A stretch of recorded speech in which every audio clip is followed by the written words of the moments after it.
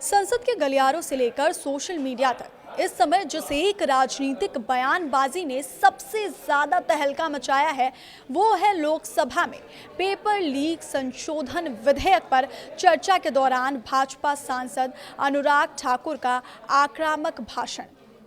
संसद की कार्यवाही के दौरान जब इस बेहद संवेदनशील और ज्वलंत मुद्दे पर बहस छिड़ी तो सत्ता और विपक्ष के बीच आरोप प्रत्यारोप का एक ऐसा दौर देखने को मिला जिसने सदन का पारा 7वें आसमान पर पहुंचा दिया।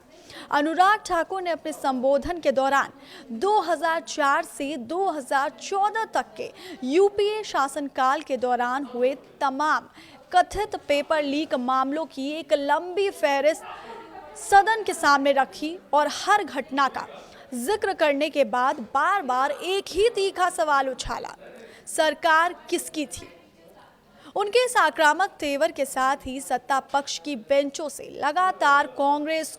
के गूंजते नारों ने इस बहस को एक नया और बेहद दिलचस्प राजनीतिक मोड़ दिया। संसदीय चर्चा के दौरान अनुराग ठाकुर ने विपक्ष खासकर कांग्रेस और समाजवादी पार्टी पर कड़ा प्रहार करते हुए ये कहा कि पेपर लीक की एक गंभीर समस्या कोई आज की पैदा हुई नई बीमारी नहीं है, बल्कि ये पुरानी सरकारों की लचर व्यवस्था और नीतियों की देन है।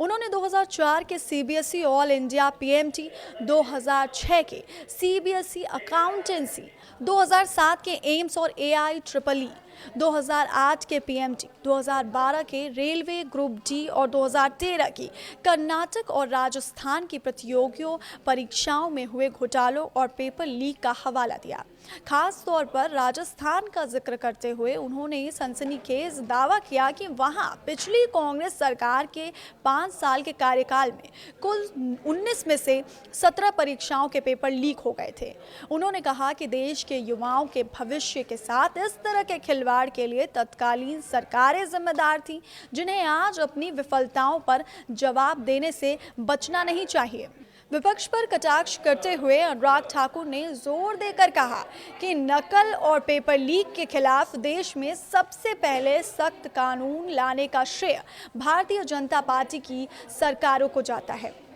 उन्होंने इतिहास का पन्ना पलटते हुए ये याद दिलाया कि उत्तर प्रदेश में जब कल्याण सिंह की सरकार थी तब तत्कालीन शिक्षा मंत्री राजनाथ सिंह ने सबसे पहले कड़ा नकल विरोधी कानून लागू किया था। इसके विपरीत उन्होंने समाजवादी पार्टी पर निशाना साधते हुए आरोप लगाया कि उसके शासनकाल में शिक्षा के मंदिर में नकल को बढ़ावा देने वाली राजनीति को संरक्षण दिया गया। हालांकि सदन में उनके इन बयानों के बाद विपक्ष की सीटों से भी जोरदार हंगामा और तीखा विरोध देखने को मिला, क्योंकि विपक्ष लगातार मौजूदा सरकार से हालिया समय में हुई परीक्षाओं की गड़बड़ियों और व्यवस्थागत कमियों पर जवाब मांग रहा था। अपने भाषण के अंत में सरकार का पक्ष मजबूती से रखते हुए अनुराग ठाकुर ने यह ऐलान किया कि परीक्षाओं में धांधली और पेपर लीक जैसी बुराइयां आज देश में माओवाद और आतंकवाद जितनी ही खतरनाक बन चुकी हैं।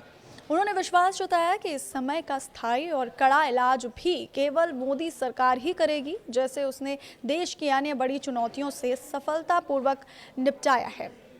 सरकार का ये नया पेपर लीक संशोधन विधेयक इसी दिशा में उठाया गया एक बड़ा कदम है, जिसका उद्देश्य परीक्षा प्रणाली को पूरी तरह से फुल प्रूफ, सुरक्षित और पारदर्शी बनाना है। इस प्रस्तावित कानून में संगठित परीक्षा धोखाधड़ी और पेपर लीक करने वालों के खिलाफ भारी भरकम जुर्माने और बेहद कठोर सजा का प्रावधान किया गया है, ताकि देश के करोड़ों युवाओं के सपनों और मेहनत के साथ खिलवाड़ करने वाले असामाजिक तत्वों में कानून का खौफ पैदा किया जा सके।